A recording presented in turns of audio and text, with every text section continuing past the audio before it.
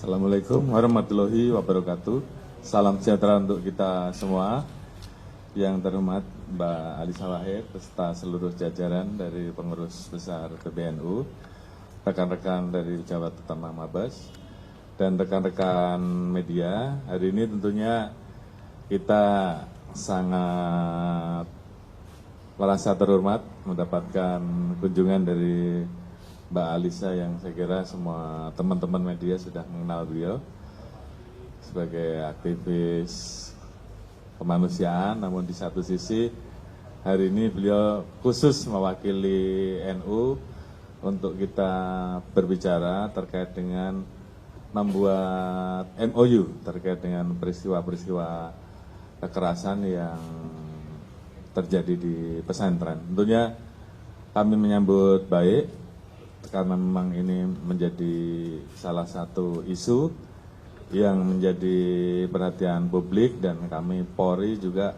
sangat concern terhadap isu tersebut. Oleh karena itu kami juga melakukan perimbangan dengan terus membesarkan ataupun memperluas organisasi ataupun satuan kerja yang khusus menangani masalah isu-isu terhadap kekerasan perempuan ataupun kekerasan anak, dan khusus hari ini adalah kekerasan yang terjadi di pondok pesantren. Tentunya kami segera akan mengambil langkah cepat untuk segera bisa merealisasikan MOU untuk segera bisa diimplementasikan.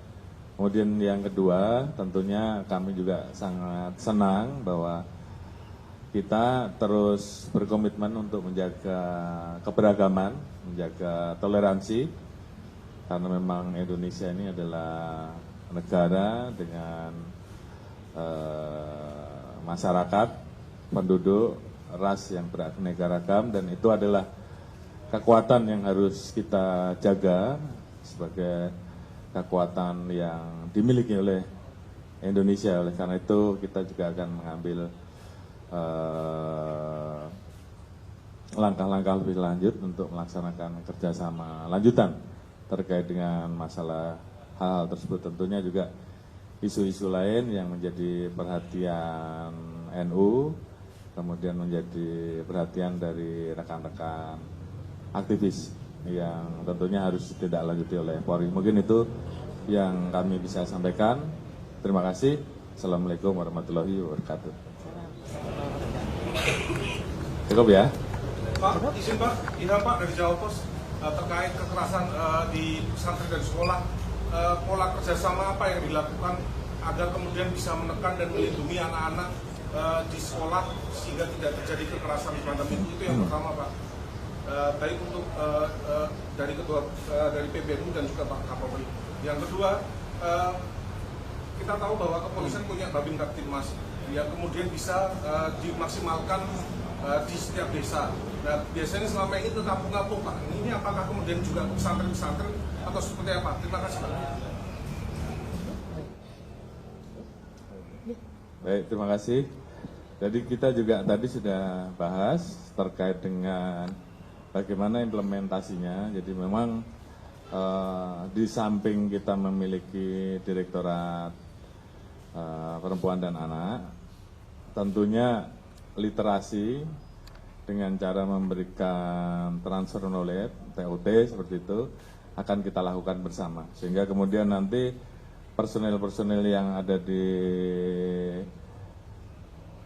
paling bawah, dalam hal ini kita memiliki Babin Kamtipmas, kemudian juga di tingkat Polsek dan seterusnya, disesuaikan dengan pesantren yang ada, betul-betul dibekali dengan ilmu yang cukup untuk kemudian membantu memberikan literasi sehingga kita bergerak dari mulai hal-hal yang bersifat pemahaman, kemudian pencegahan, dan baru kemudian setelah itu penegakan hukum sebagai ultimum remedium.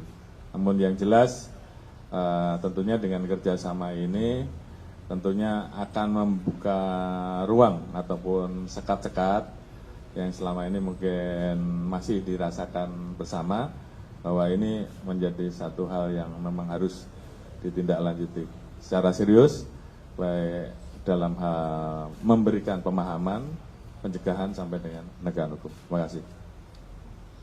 Dari sisi PBNU, PBNU sendiri sejak bulan Oktober kan memang melakukan akselerasi, bulan Oktober 2024 melakukan akselerasi terkait respons PBNU terhadap persoalan kekerasan di dunia pendidikan ya.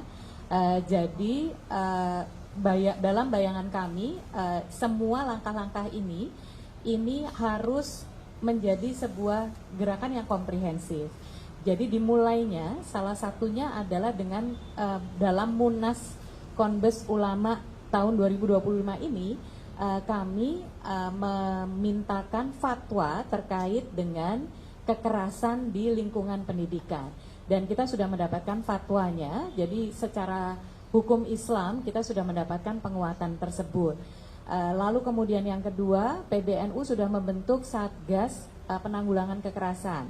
Lalu kemudian yang ketiga, kami sudah menyusun peta jalan penanggulangan kekerasan terutama di pesantren, gitu, karena yang lebih dekat dengan NU ini kan pesantren ya, jadi ini sudah kita lakukan. Maka MOU dengan kepolisian itu menjadi bagian dari implementasinya, implementasi peta jalan ini, yang kami harapkan nanti Bapak Ibu dari kepolisian di tingkat Polres atau Polsek dapat kami undang untuk membantu melakukan pendidikan kepada adik-adik, tapi bukan hanya kepada santri dan siswa-siswi, tapi juga kepada pengelola pesantren, pengelola sekolah, pengelola madrasahnya. Dan ketika ada kasus, bagaimana kita menangani hal ini, kerjasama tentu saja dari NU dan kepolisian setempat itu harapan kita akan membuat akselerasi ini terjadi, sehingga kemudian ada efek pencegahan juga, gitu. Jadi MOU ini bagian dari keseriusan PBNU untuk menyelesaikan persoalan ini. Cukup ya? Cukup.